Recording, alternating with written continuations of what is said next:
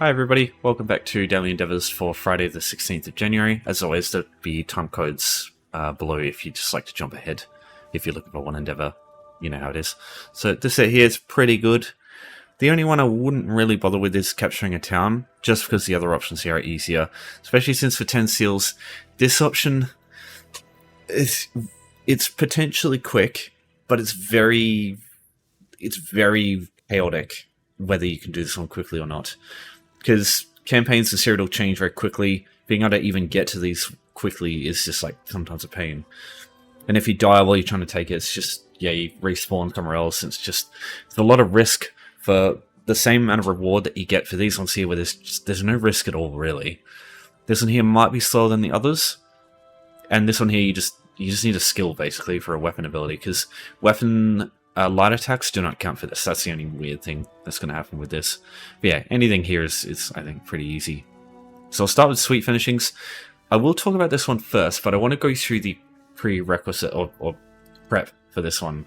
Because you want to do that first before you do everything else. Because once you get a house and a furnishing... Jesus Christ, really pets jump scare. Once you get everything you need here, you can jump straight to your house from anywhere outside of Cyrodiil. It's also another reason I don't really like this one. And then you can just do that at the end. So say you're like out fighting Frost Atronachs in a place that's away from a wayshrine, you just travel straight to your house from there as soon as it's done. Same thing with some stuff out in the middle of an overland zone. Instead of having to go back to the wayshrine, you can just travel straight to your house. So it's pretty easy to use that. Alright, so firstly, we need to get ourselves a house. If you don't have one yet, you can get one for free. There's an NPC you can talk to in this game. Here she is. You can find her in this building here at Auridon in Vocal Guard, the zone of Auridon, Vocal Guard. This wayshrine, you will have this as soon as you create a character.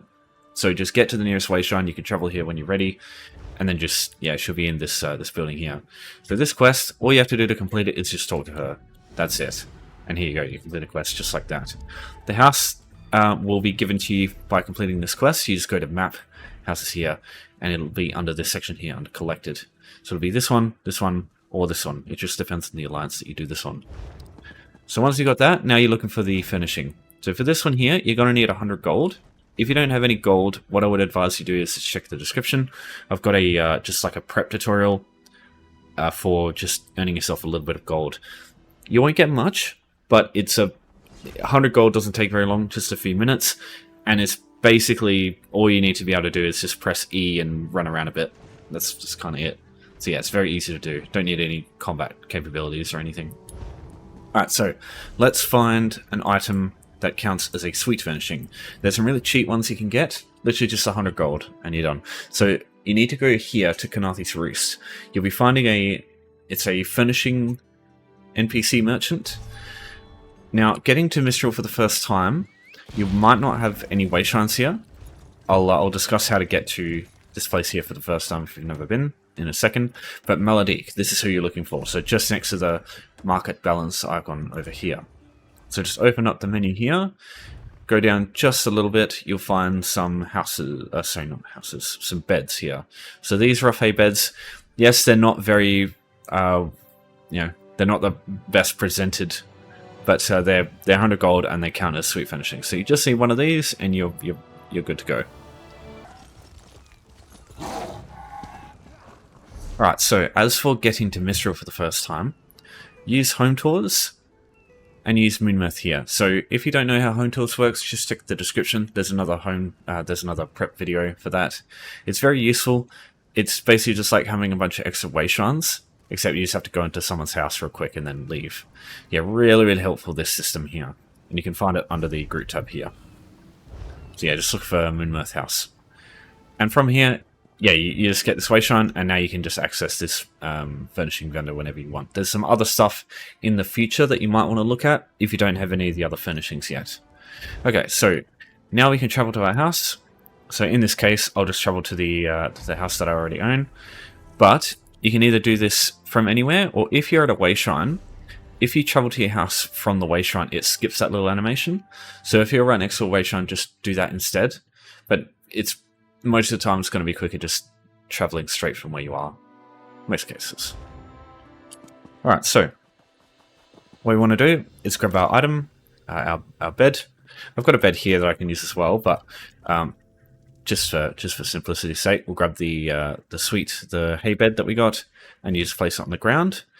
Now, for the item to be placed in terms of the endeavor, you must bring it out from your inventory and place it on the ground. You can't just pick up one that's already on the floor and move it around. What you have to do is put it back in your inventory. Oh, sorry. No, you don't have to do that. Once it's placed on the ground, just press undo. At the bottom left, you'll see a keybind for it, and then you'll see a keybind for redo, so just hit that. Now, in the future, what I'd advise you do is eventually just get yourself a small house. Not something crazy, just something that's big enough for like maybe 10 furnishings or so that in the future, you can just put all these furnishings in a spot, because then it's not taking up inventory space. And whenever this endeavor comes up, you just run to your house, find the item that counts as a sweet furnishing, you just put it away, undo, redo, undo, and that's the endeavor done. So it just simplifies this whole system or streamlines it. So you have all the items here, you just do that for any of them, and it's just very little work. It doesn't take up any inventory space. That being said, you could just also have a mule character in one of those, in the free houses that you get, because they are very small. But yeah, just a mule having these things. If you just leave them in that one house the whole time, it's probably not going to be a problem either. If you want to know what small houses I would get, anything like Twin Arches is good. The one I personally have on EU is Autumn's Gate. That was pretty good. You've also got 2 in Melibel Tor that are quite nice. You've got Blackvine Villa, and you've also got Cyrodiil Jungle House. They're both very Imperial-oriented houses, the way they look. And maybe this one's more Dominion-based. I can't remember. Yeah. They're all good because they have a small courtyard as well. So just that means they have a lot of I can't remember. Is it conservatory furnishings or courtyard? Retrieve. Yeah, conservatory. They have shit tons of these. That makes it really easy for that one. All right. Now this house here is Seaboom Villa. This one you have to buy with real money, and in like 99.9% of cases, I would never, ever suggest buying houses in this game for real money. Even though I've done it before, I feel so shit for doing it, honestly. It's your money, you do what you want with it. But if there is a single house that I bought in this game that I don't regret, it's this one. It's $8. You find it on the actual website store, not the in-game Crown store. It's like $8, and you also get like 800 crowns for it. So if you don't have a house already, if you do, I just wouldn't bother with this. But yeah, if you don't have one yet, you can get this house, and for $8, it's pretty good. I'll be real. There are a lot of shit deals in this game, but I don't think this is one of them.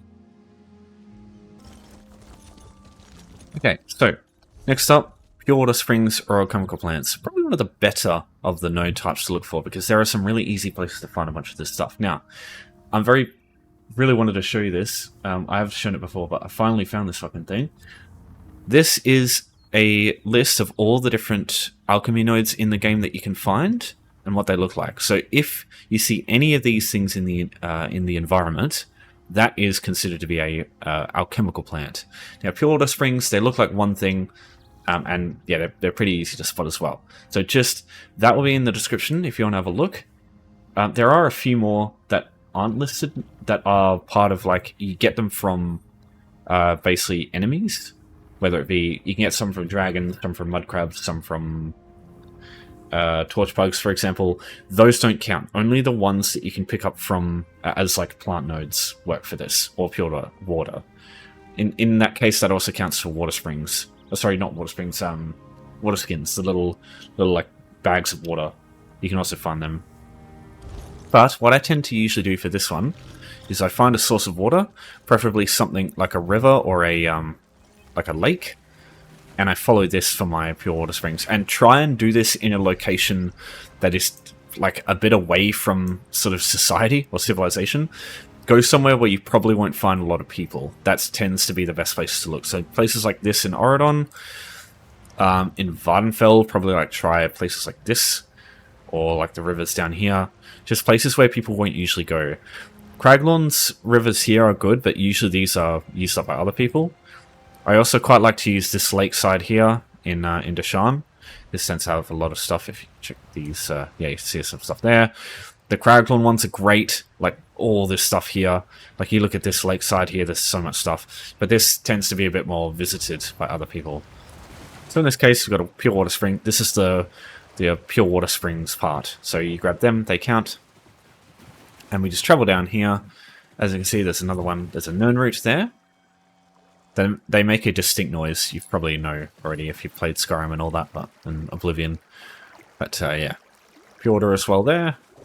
So yeah, they have that, like, the splashy effect. It's hard to miss. Water Hyacinth is the other thing that you get, or Hyacinth? I can't remember, sorry. Is the other one you get from Bodies of Water.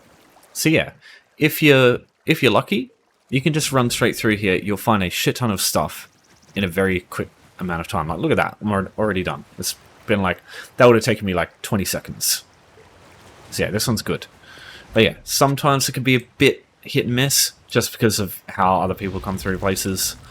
But yeah, you can't really go wrong with just following a source of water in like basically any zone in this game. The only one I wouldn't really try is places like the Deadlands. In the case of the Deadlands, there'll be like alchemical pouches. There'll be like bags on the floor, and those do count, I believe. Let's see if I can find it here. Yeah, it's in here. So, oh, God damn it, sorry. So they look like this. This is it here. So, yeah, just be on the lookout for these. The items that you get is completely random. Like, one of them you could get Columbine, the next you could get Cornflower. It's just, yeah, it's just completely random, as far as I'm aware. There's some places the water side has a lot of alchemy nodes, some places it doesn't. This is one of the examples of one that doesn't. Orsinium has a lot of water hyacinths on the edge of the water. Over here especially, but yeah, it just depends. Lastly, Cold Harbor, Hollow City is actually surprisingly good for finding alchemy reagents. There's a lot of potential spots for water hyacinth and Nirnroot over here, and just all along here there are lots of options. Also, out the gate, come out this way and go out here. There should be some more stuff out here too. This tends to be more used than other places because other people tend to know that too. But I am stunned how many alchemy items I find in this place in like a short amount of time, if I'm lucky. But again, it's just whether that works for you is I can't say. But I think it's worth a try. Alright, let's move on. Oh, so alchemy node. Lol. Okay, so next up is weapon skills. This one here, you must use weapon abilities. You can't use light attacks. It's a bit weird, but yeah. So you need to find a skill related to these skill lines here. Restoration doesn't have any, so I wouldn't go about that one. Unless this one has it. No. Don't use this one. Destruction Staff, Bow, Dual Wield, One Hand, and Shield and Two-Handed. They all have a easy to get spam ball that does some kind of damage. So that's what I'd recommend. And what I'd recommend you do is just go to a place that has critters, because critters have 1 HP. All it takes is to have one of these skills here. So walk up to them, hit them once each with one of these skills, and that's it. It's a very quick way to get a bunch of these done super fast. So let me go through a few areas with a lot of critters that you can use. Just be aware these are all overland areas, so other players can come through and use these areas. You might get there and there might not be anything available for you to use. In that case, just wait just a little bit for them to respawn. It shouldn't take too long. Maybe do one of the other endeavors while you wait, or maybe look at doing the Frost Atronachs one instead. So, Monkey's Rest here, probably one of the best. There's like 30 monkeys in this area here, all have 1 HP. It's easy to get to because, again, Vocal Guard's Wayshrine in Auridon is available from immediately once you start the game. So you can just travel up here, go west towards Windy Glade, and then Monkey's Rest is here. You've also got in Stonefalls, in Devon's Watch, again, with a Wayshrine unlocked immediately. You've got Devon's Fired Steeds over here. You've got a bunch of spiders in this corner here that are all critters. There's a few that aren't, but they're pretty weak. They're just like typical overland enemies. Then you've also got in Alikid Desert, you've got this section here with a lot of goats. This is Goat's Head Oasis. This is a bit more of a pain to get to, but not too much of an inconvenience. You just need to use home tours with either House of the Sunlit Magnifico, or you can use Sisters of the Sands. As far as I'm aware, they're the only 3 that I really know that have a lot of stuff. If you have any other suggestions, let me know. I'm pretty sure in Grantwood, if you follow the roads, you can find groups of monkeys all over the place. But yeah, other than that, I don't really know any good locations for that kind of thing. There are... If you have the Deadlands DLC, there are a shocking amount of Daedrats around Den of the Unmaker, especially. There's like 10, so yeah, you could use those too. Yeah, you could check around. There's usually little critters like deer as well. You find them in like the Fell Runners in Craglorn. They are the same thing. They count as critters. Anything with 1 HP, you can just one shot. That will work.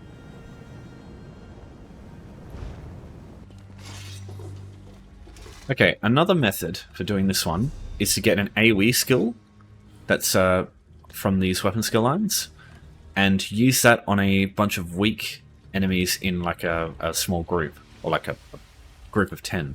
So in this case, we'll just get a bunch of these skewers. I'll just keep casting Wall of Elements. So yeah, it will take a couple of casts, but if you can find some really weak enemies, it is something you can do pretty damn quick. So the only two things I would really recommend for this is either to use a public dungeon, such as Bone Snap Ruins over here, because there's enemies in big groups. They respawn fairly quickly if the entire like area is wiped out, and they're pretty easy to get to, most of these things here. They usually have a house with home tools that you can get to with them. Though that being said, I like to use Resource 1, because there's 20 skeevers in this room, you have a lot of margin for error, and they have very little health. And this is also an instance area, so this is sort of isolated from the rest of the world. Other players can go through public dungeons and you might be inconvenienced when they kill everything in there, whereas you're separated from all the rest of the players when you enter this area here. So these skeevers are yours and yours alone, as long as you're not in a group. So you can just kill them at your leisure, don't have to wait for anything. It's very simple to use this method. Yeah, just pick one, which one you want. They're both nothing wrong with either of them. If you want Wayrest 1, really need to do just a prep for this. So Wayrest 1, it's found in the middle of Wayrest in Stormhaven. Use home tools for this. Find Gardener House in there. Once you get here, just leave and go down these stairs here. It'll lead to the down here to the river in Wayrest. From there, you just go towards Wayrest 1. You'll unlock it on the map, and then you can travel from any wayshrine in the game. So it's also very convenient to get to. AoE skills. Magicka, you've only really got Wall of Elements and Impulse, though you could use another AoE ground effect on the back bar, but just don't use one that's a spamable, because yeah, you run out of resources very quickly if you're Magicka. Stamina has shit tons. You've got Critical Charge and Cleave. Morph this one to Stampede for a good effect. Dual wield, you've got Whirlwind and Blade Cloak. Blade Cloak is a good option for those trying to use it on with Magicka.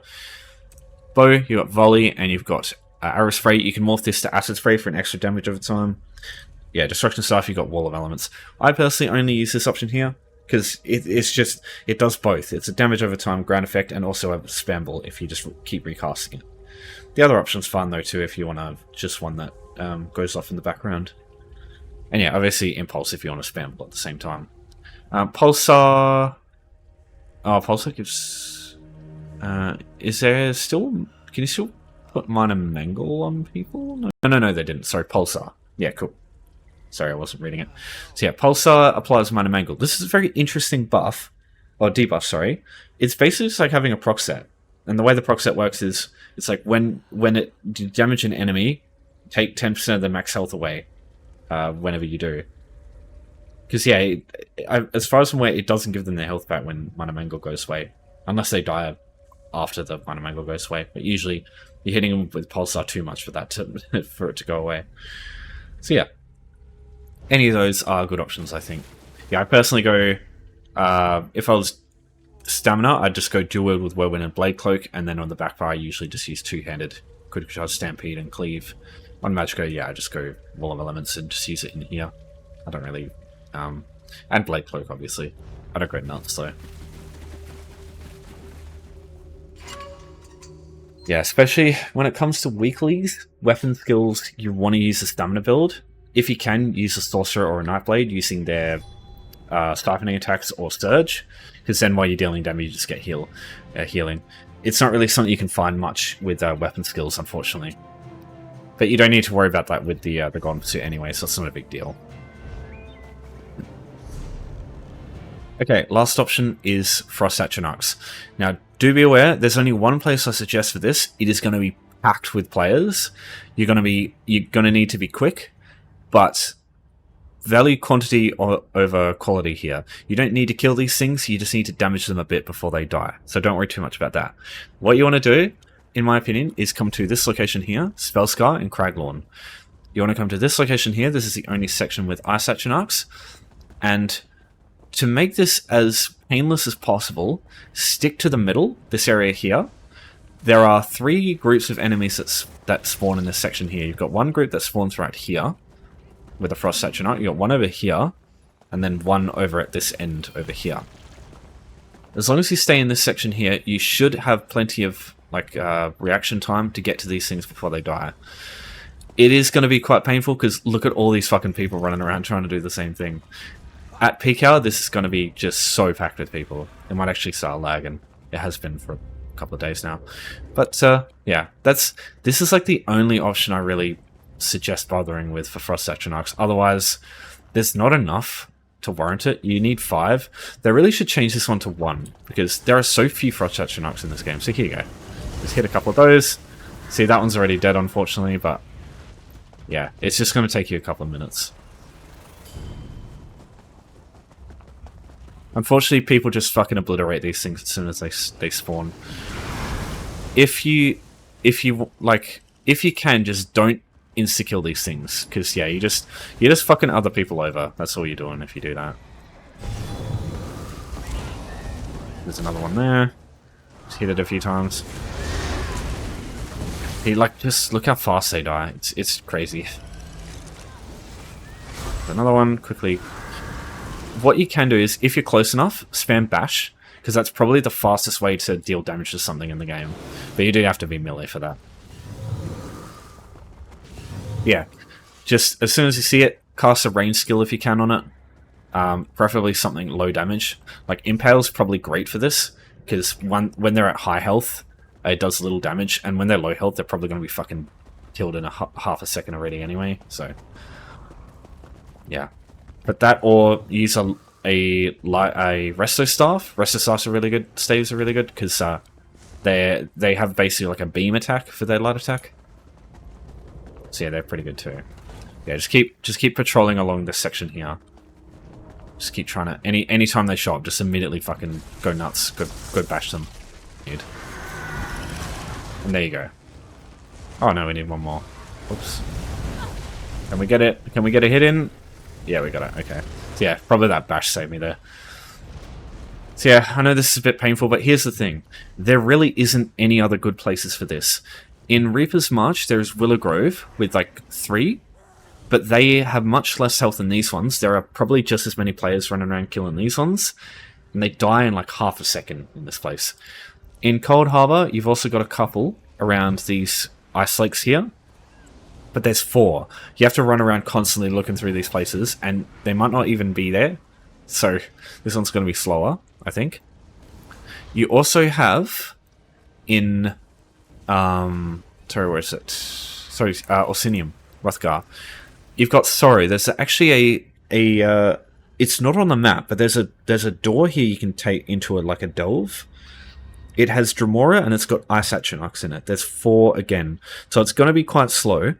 But this tends to be one of the least used ones in the game, especially since you must do one of the quests in Orsinium to unlock it. You have to complete the Orzoga quest line, which is like the cooking stuff. You never used to have to, which is kind of annoying, but at the same time, it probably means less people there. So yeah, if you can end up doing that quest line and unlocking this area, that might also be a good option for Ice Atronachs. Other than that, you can find them in, I believe you can find them in Frostvault, but there's so few that I don't really think it's worth bothering with, and they have so much health. Trying to do this on your own, it's not very easy to do.